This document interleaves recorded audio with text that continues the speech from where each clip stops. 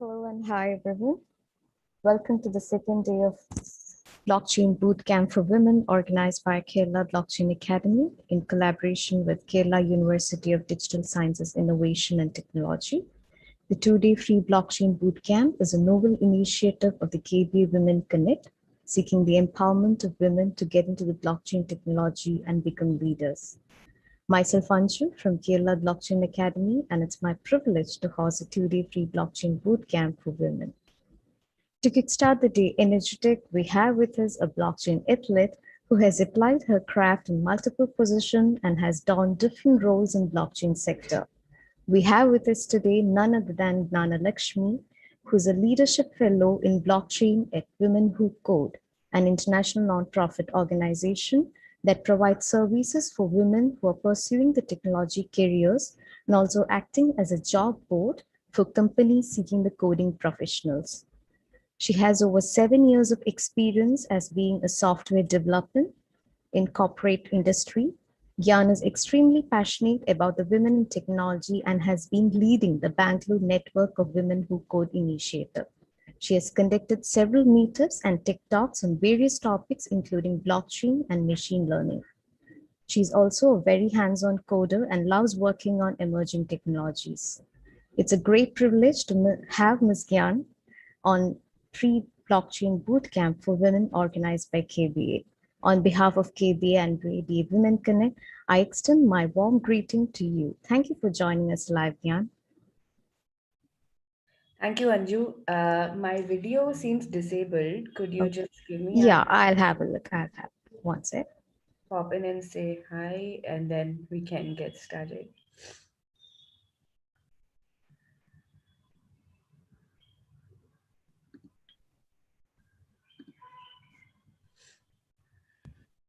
Oh, okay, awesome. Hello, everyone. A very good morning. I hope you're all able to see me. Thank you so much for joining me today, and thank you for this beautiful introduction, Anju. Coincidentally, I was having a conversation with a group of women in another group just very recently, I think yesterday or day before, and we were discussing about how women generally shy away from switching on their video, right? And this is not just got to do with how they look or whatever. It's and there are a lot of factors associated with it. Probably they are not in the right place at the right time, etc. But that's why I always like to switch on my video and pop in and say hi, even though I can just share my screen and go ahead. Just want to share this tidbit with you, on Women's Day, that if you do want to contribute and you feel like in any meeting, if you feel like you want to make your presence felt, and because it's an online and remote world, in whatever situation you are, in whatever condition you are, feel free to just switch on your video, drop in and say hi, so people on the other side know who are you, and that you're there, you're participating, you're actively participating. So yeah.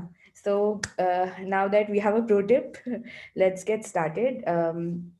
I hope that we are able to, everybody is able to switch on the videos at least for a minute or so. So I can just click a picture, right? Let me see. It, I don't see how I can see the I'm only able to see the speaker view. Okay, maybe we'll do this at the end of the talk. Maybe we'll like take like 5 minutes or so, and then while we're doing the Q&A, if possible, please switch on your videos just for like a minute, and I'll take like a nice picture of everybody, right? As Anju already mentioned, my name is Gyan, and I'm currently working as a product manager for emerging technologies with Wiley Next. I'm quite passionate about blockchain. I have done two talks with Kerala Blockchain Academy, so I'm really excited that I was invited for the Women's Day talk today, and I'm going to be talking about a very interesting topic today, which is taking the world by buzz, that is NFTs, right? Non fungible tokens. I'm going to be giving a brief introduction about NFTs, and I'll also show you a little bit of code. Maybe we'll not go too deep into it because of the time constraint, but I'll just show you how easy it is at the back end, right, to work with NFTs from a code perspective. So, without further ado, let's get started. Uh, because this is the first talk of the day, And since it's a little early in the morning, I mean, at least it's a little early for me. So I prepared a PPT which is a little more, funky. So I hope you enjoy it. So yeah, let's get started with NFTs. So before we actually talk about NFTs, right? Let's talk a little bit about what are assets, right? So we do an assets 101. So people are aware as to where we stand today in terms of digitization of assets, right? So what is an asset? An asset is simply something that is useful or valuable, right? It could be an object, an expertise, a cryptocurrency, a dollar bill, right? So it could be anything. So anything that is of importance, that is useful, that is valuable, it's an asset. Where can assets be traded? Wherever we have a marketplace or a market, that's where we can trade, exchange these assets, right? Now let's come to asset digitization, right? What is asset digitization? Asset digitization is creating a digital version of physical analog assets. For example, if you have a mobile phone, right, and you want to say ensure that you are able to enable like the lost my phone and find my phone, sorry, find my phone property, you can digitize this assets by generating a unique barcode that will be present on your phone. We already have something for every device, right? So that is nothing but digitization of this particular asset, right?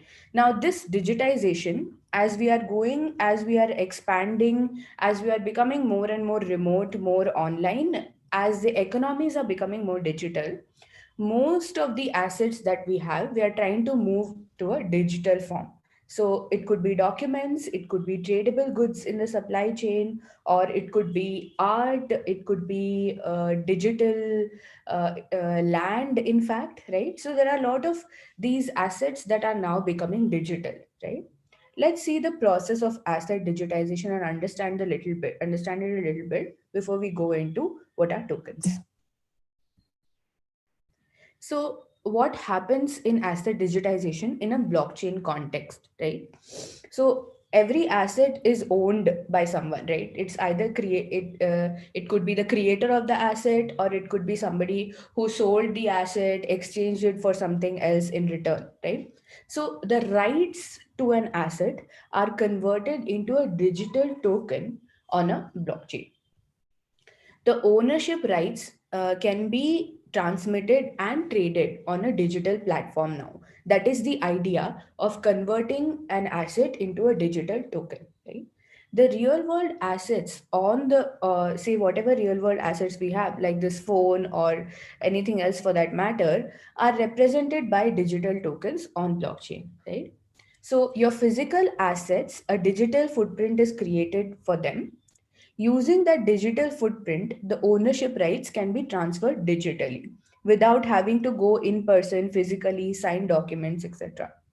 The real world assets can be represented by digital tokens. So, this is how your tokenization came about in an asset context. So, what is asset tokenization, right? So it is the now is when we come into what is tokenization and in the context of assets. So tokenization is the method to convert the ownership rights in an asset to a digital token, because you have an asset, but how do you represent the value of that asset on blockchain? You use the process of tokenization. For example, if you have an asset worth $200,000, it can be converted into 200,000 tokens, where each token is equal to 0.005% share of the asset, right? So one of the things is that, and this is I won't get too much into it, but assets that can be owned fractionally, right? This is also a new concept that is coming in. So when you're able to tokenize, and if you own particular x amount of tokens, you can own some percentage of that asset. So for example, imagine and this was a use case that came to me about a couple of years ago actually. Imagine being able to own a house in US, just part of the house, right? So it is like investing in something, a bigger asset, but you can own a part of it. And this is possible through asset digitization and tokenization, right? Once your asset is converted into tokens, the tokens can be issued on any blockchain platform that can support smart contracts. For example, Near is one of the blockchain platforms that I just chose as an example here, right? Now, what happens when these assets are converted into tokens?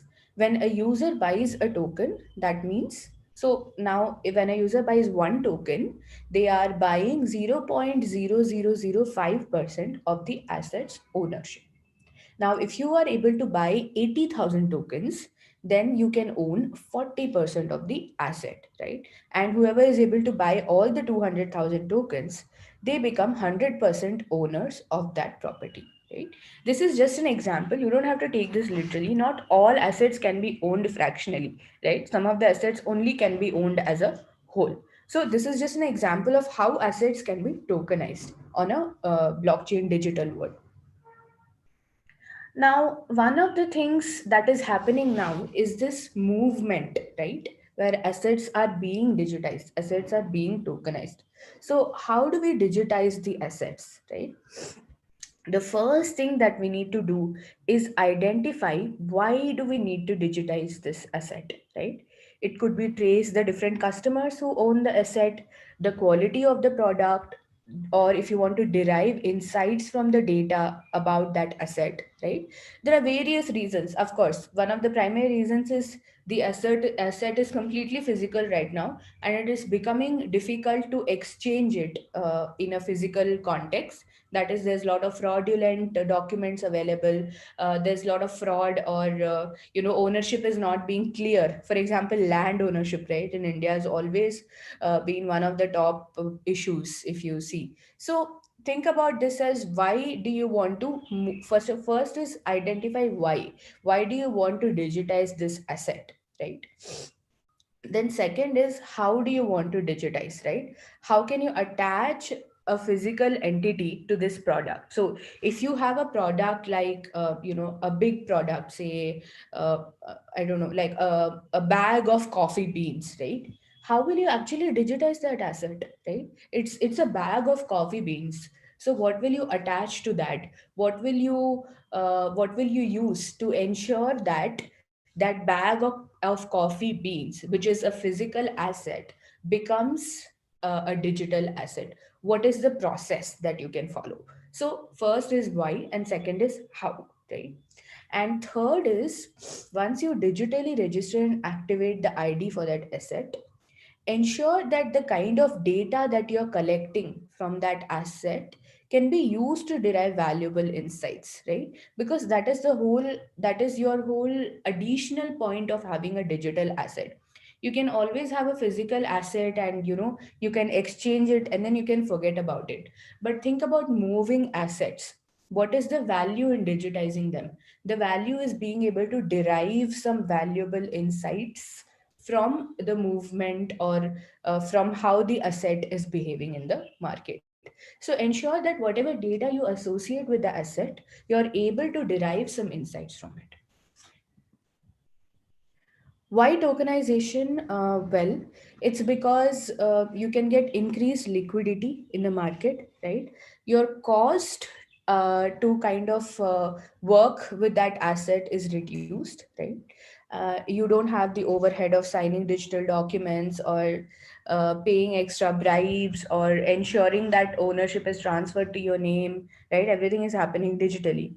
And then faster settlement. This is something we have seen as well, right? Suppose you want to own a piece of something that is digital, a piece of digital art, right? Once the smart contract executes, the ownership is immediately moved from person A to person B, right? So the settlement is extremely fast when it comes to blockchain. And this is why people started preferring tokenization. Here are some more advantages of having blockchain and tokenization. You get an immutable record of what is happening, right? It's If you use a public blockchain, then it's available in the public distributed ledger. There are no territorial barriers, right? You don't have to in person go and just buy from somebody who's your neighbor or who's living like at a 5 kilometer radius from you. You can always buy stuff that is in, Africa, that is in US, because it's all now digital ownership, right? Fractional ownership, again, this is something interesting that I mentioned. It's very interesting in a real estate use case, right? Imagine being able to be a part owner of a chateau in France, right? How cool is that? And quick and cheaper transactions, of course, right? Because we're using an underlying blockchain. Now, let's go to NFTs. We're finally here.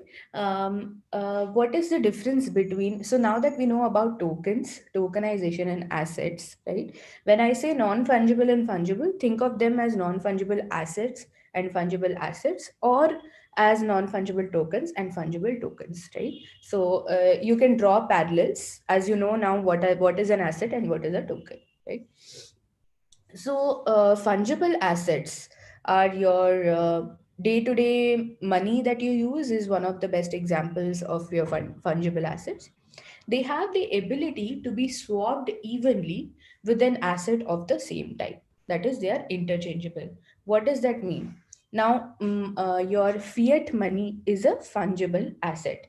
That means if you have $100 bill versus if you have five $20 bills, you can exchange these two, right? Because the type of the asset is fungible. They can be exchanged with each other. They can be easily interchangeable, right? When it comes to non-fungible assets, right, they are the opposite of your fungible assets. They are important, they have some value associated with them, but they cannot be interchanged, right? Now, think of something that, for example, when you're playing this Angry Bird game, right, think of something like a badge that you won in the game, right?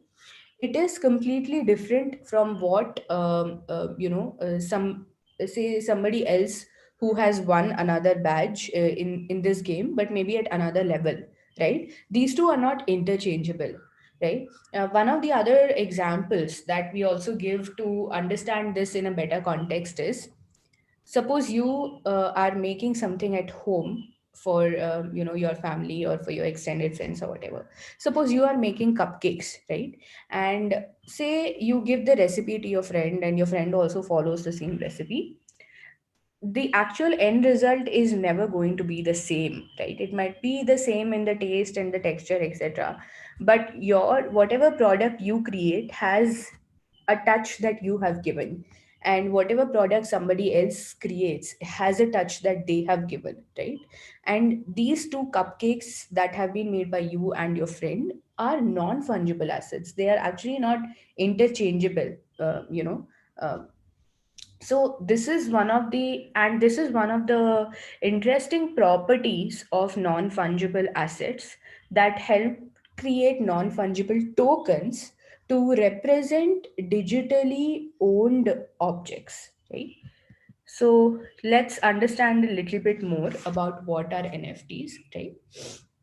So NFTs, or non-fungible tokens, can represent a digital asset that is unique in nature. Like I said, your cupcake is unique, right? And somebody else who maybe replicates the same recipe, their cupcake is unique to them, right? So you can, and similar to that, you have digital art, you have digital media, you have domain names which are all unique in nature, right? And NFTs can represent a digital asset that is unique in nature. The ownership of NFTs is recorded on the blockchain using digital agreements called smart contracts. So, as we just saw a couple of minutes ago about asset digitization and creating the ownership on blockchain, this is where NFTs bring in are bringing in a lot of excitement, because the ownership of these NFTs is recorded on the blockchain using digital agreements called smart contracts. Now that the ownership can be recorded on blockchain, it can be easily transferred, right? So the ownership can be transferred and traded online using secure blockchain contracts at the backend. That is the third point, if you see here. And NFTs are becoming more and more popular because they have brought about a secure way of creating digital ownership, right? Of scarce material. This is very important, right? Now, I'm sure, I don't know if you have heard of this, but if you see, there is a platform that is now NFT making your tweets, can make your tweets as NFTs, right? So there is a recent tweet that was going about by Jack Dorsey, which is now being bid for, like, I think millions and millions of dollars, right? So according to me, that does not make sense, because NFTs are creating a secure way to delegate ownership of assets that are scarce, right? Like your digital paintings, your digital art, or even domain names, I would accept that. Or collectibles in a game, that is also becoming a very, very popular use case, right? You play some game and then you collect something in the game, like a gun, a sword, or maybe, I don't know, like a diamond, an ice cream, or whatever. And that's your NFT, and that you can actually trade, not just within the game but even outside the game, right? You can sell your ice cream, which can be which can act as a superpower in this particular game. Somebody is playing that game can buy that ice cream and then use the superpower in this game, right? So this is also becoming very popular. Collectibles within in the gaming world is also a popular use case, because these are also scarce, right? You only get them within that game. So whenever you think of an NFT use case, or platform that you're building, even real world assets, you can actually go even until there, right? Automobiles, land, etc. These can be NFT'd if enough effort and thought is being put into this, right? So ownership of scarce material, that material is not largely available, right? There are a couple of popular NFT standards, I'm sure that you must have heard, which are going about. The first one is ERC 721. So, an NFT standard is nothing but a set of rules that describes how this particular NFT will behave.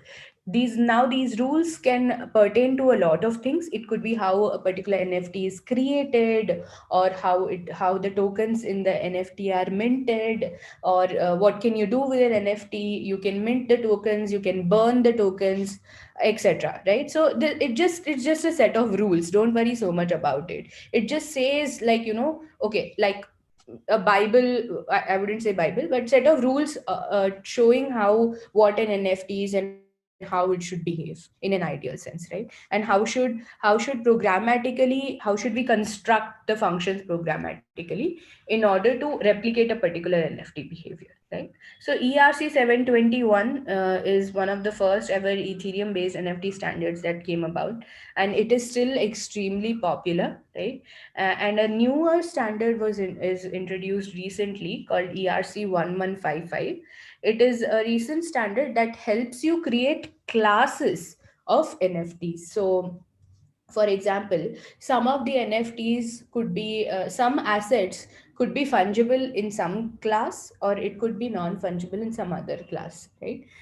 For example, a particular sword, a collectible that you gain in a game, it could be exchangeable in that game, right? You could exchange the sword for something else, say a gun, in that particular game. In that case, it becomes a fungible asset. But in the outside context, when you're selling the sword, right, it could be just a non-fungible token. So this ERC 1155 is allows you to create classes of assets which could be both fungible and non-fungible.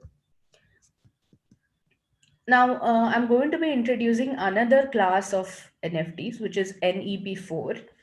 Why am I doing this and why am I not sticking to ERC 721? Is because, as we all know, due to a lot of increase in the gas fees in the Ethereum ecosystem, right? Artists who are trying to create digital art and sell them as NFTs are having to pay a bomb these days, right? So they are paying, like, if you have an asset, an art piece that you want to sell for, like, say $50, they sometimes end up paying $70 in gas fees, which is ridiculous, right? So now there are a lot of improvements coming up with layer 2 solutions, etc. But we can also look at other blockchains that are offering the NFT feature. So the NEP4 NFT standard has been created by the Near blockchain, Near protocol, right? So you can see that the Near team has created an NFT reference implementation that uses a different NFT standard, that is NEP4, right? I will open this and show you maybe in just a bit, right? I've opened it over here. We'll see that as well. So, what is NEP4? It is a very simple standard that does a bare minimum required to support ownership and transfer of NFTs. Now, why is this important to have a bare minimum standard?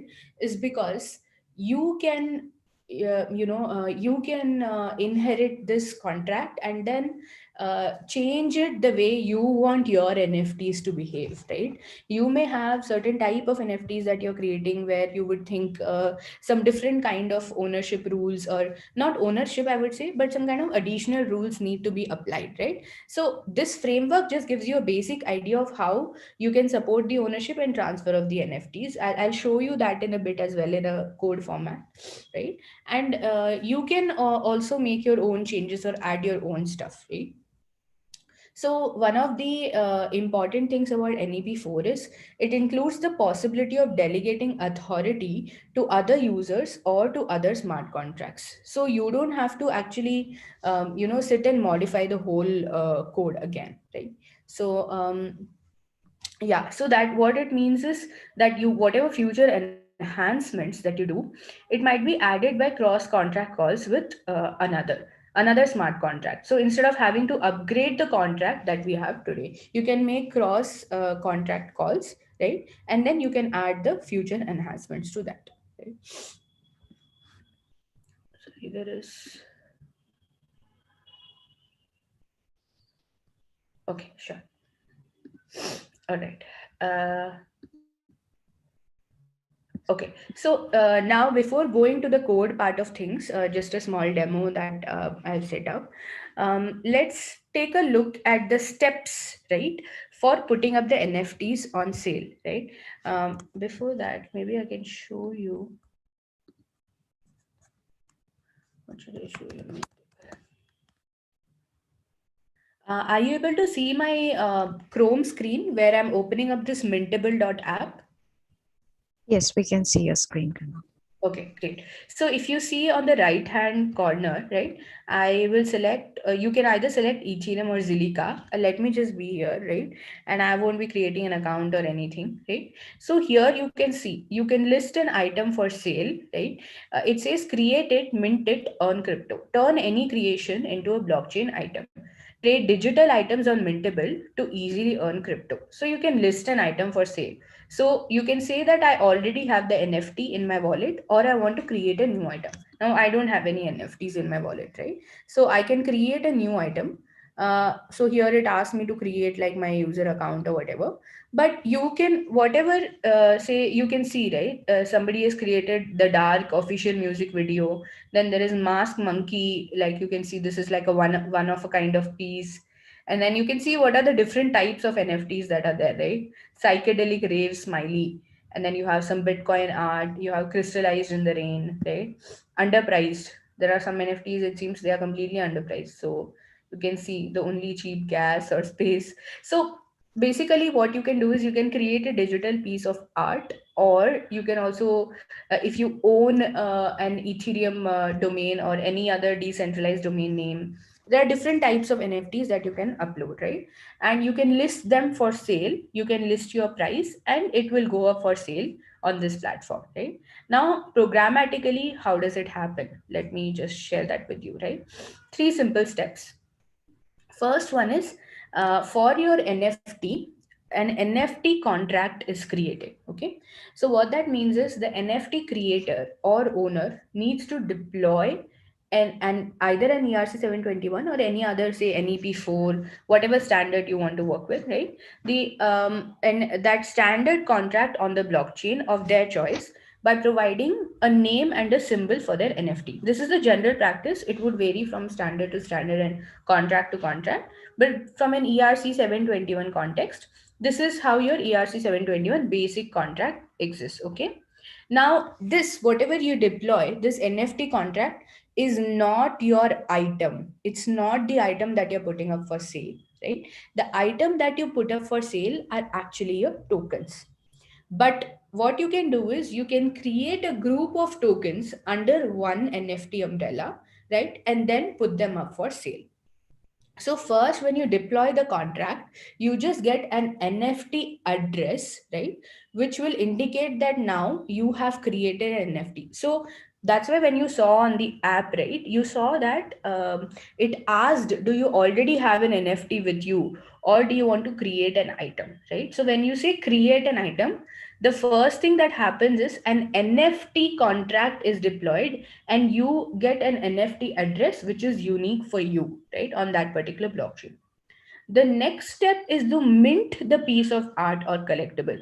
So using this NFT address as a reference, you can mint these art or collectible, right? So under your, so NFT is more like your say, if you have wallet, right, and then you have money inside, so your NFT is more like your wallet, and your tokens are actually the money that are going inside the wallet. So you can mint various number of pieces of art under the NFT, right, using the mint function provided by that particular contract. And once you mint the tokens, you can put them, the art or the collectibles can be put up for sale, right? So you can put up, like, you can put up five tokens under one NFT. You can put up one token for one NFT, where that particular NFT will be transferred upon the ownership of that NFT will be transferred upon sale, right? So this is a simple process as to how the NFTs go up for sale. Okay, so for this demo, what I have done, let me see, there is a, okay, awesome. Sorry, I thought there was a question. Feel free to pop in if you have any questions on the chat, right? This demo, I won't do the entire demo. Let me just open up. Okay, so this is the demo that I kind of want to show, right? I won't be showing the contract or anything because let me just post this link in chat. But I just want to show you like how easy it is to, okay. Yeah. So this is Figment Learn is a website where you can learn about different blockchains for free. There are various pathways, where you can learn from the basics to the most advanced tutorials that are available here, and you can also do them, uh, on your on you can practice them on this data hub, right? This is a Figment Learn website. So let me stop share and reshare again. Desktop. Okay, right. So here you can see my terminal, right? Let me make it a little bigger. Okay.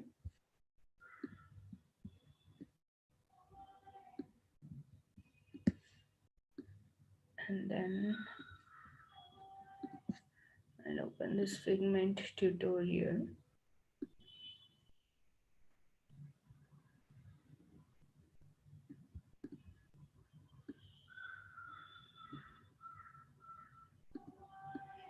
All right.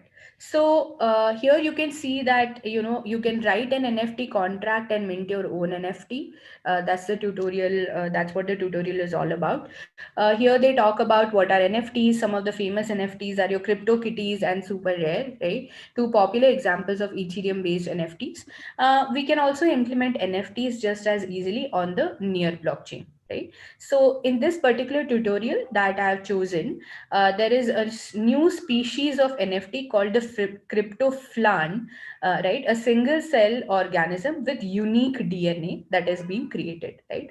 So if you might have heard of crypto zombies, which is a tutorial to learn solidity, right? Something similar happens over there. So here, like I said, the NEP4 standard is being used. So you can see that when I click on the NEP4, there is a GitHub repo that talks about non-fungible standard 4. You can also go. So it just is a standard interface for non-fungible tokens allowing ownership and transfer, right? So you can see that there is a simple transfer, and then you can see like what and all exists in the code. There is grant access, transfer from, etc. So you can go through this and see the technical details. There is a template for smart contracts, right? Now, the smart contract, that is the actual, the NFT smart contract is written in a language called Rust, right? So we are not going to go through the smart contract. What I want to walk you through is just the process, just to, see that how easy it is and how it happens in the backend. So all the prerequisites and everything I have already installed on my system, right? And all this tool chain, the Rust up tool chain, everything is installed. As you can see, I was already trying this out, right? So I have a folder which I've created called NFT, and you can see that inside this there are contracts, and then there are the node modules, etc. Right. So everything else I have already installed, and I have cloned the repo and everything. Right. Um, so let's go down. Right.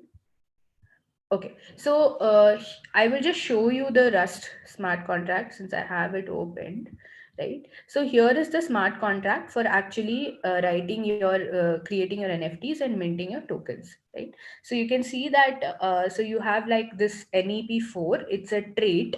A trait in Rust is similar to your interfaces in Java or C++, right? And these are the main functions that work on your NFT, right? So for example, this is the grant access, right?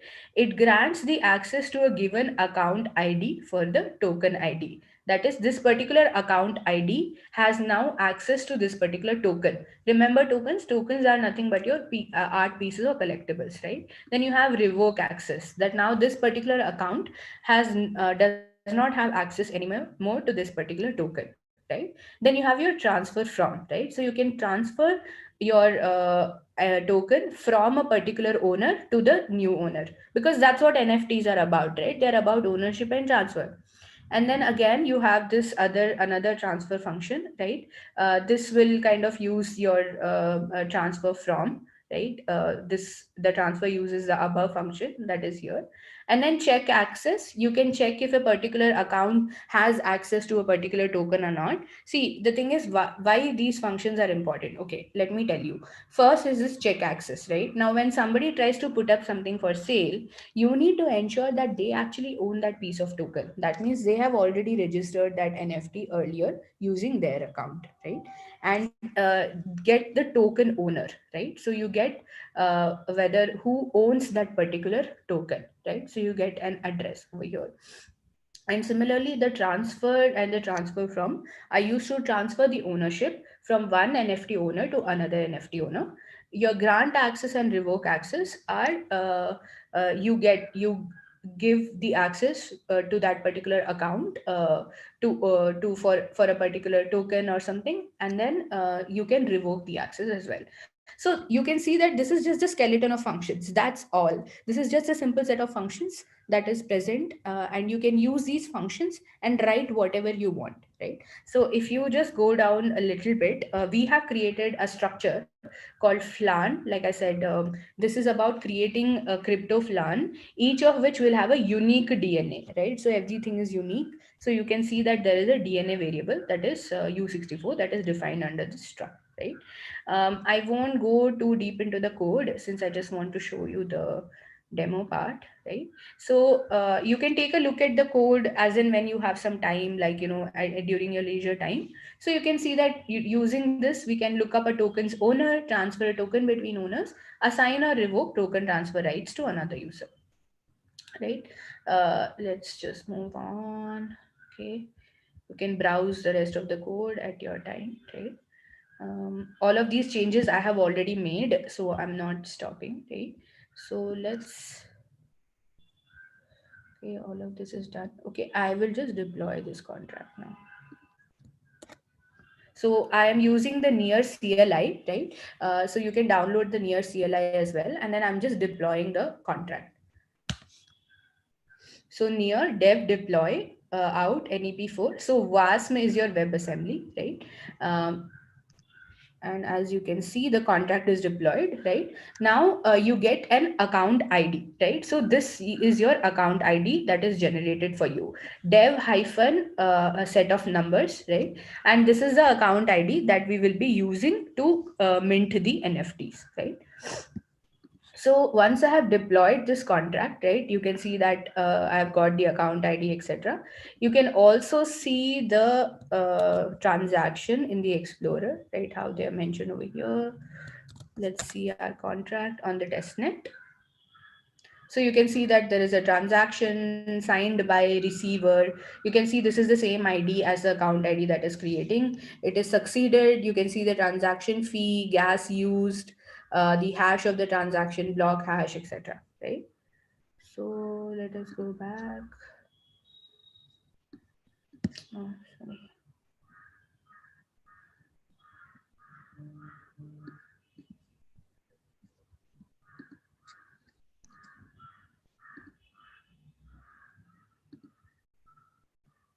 Uh, Zoom is not.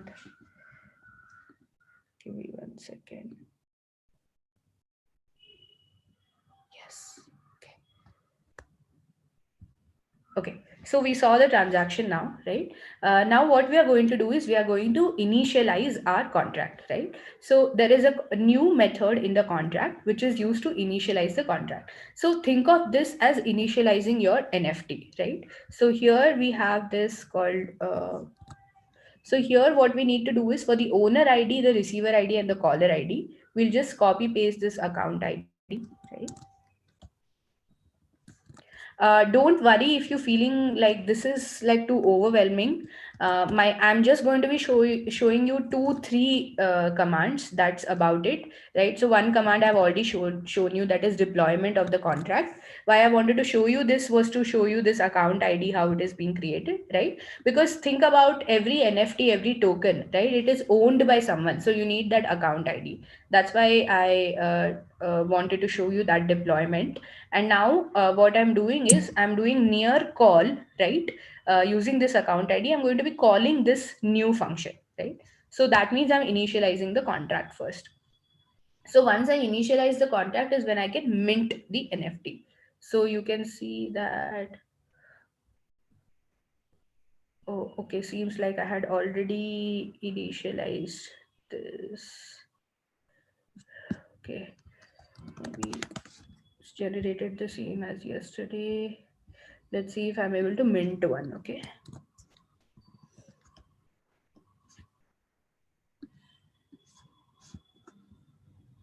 Okay, so I'm saying now, sorry.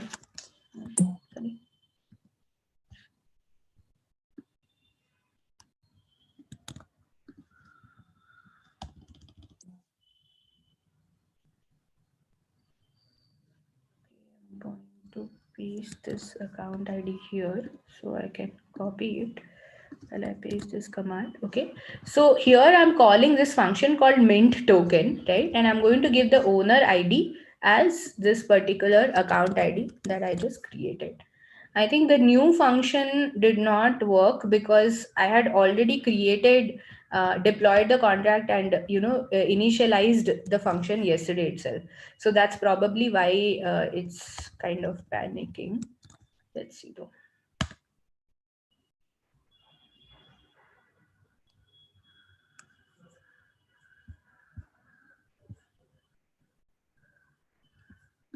Okay, let's see. Maybe because I already ran these yesterday, it's like panicking now. Should have deleted it and redone this.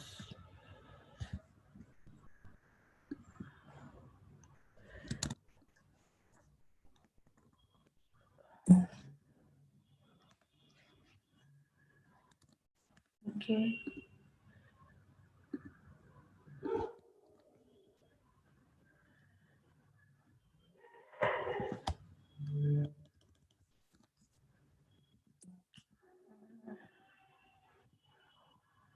Okay, so here I am trying to get the metadata of this token. Okay, I understood what has happened. So what has happened is when I initialized the contract earlier yesterday. So I already created this token. Okay, this is also a good example, right? So if I have already created a token under an NFT, I can't recreate the same token ID again. So yesterday I have already created this 1234, right? That's why this whatever I was trying to do, it just panicked because it saw that I have already created this token, right? So if you see here, here 1234 is given as the token ID. I actually just copy pasted it. I should have changed it. Let me now change this token ID to 2345, right? And then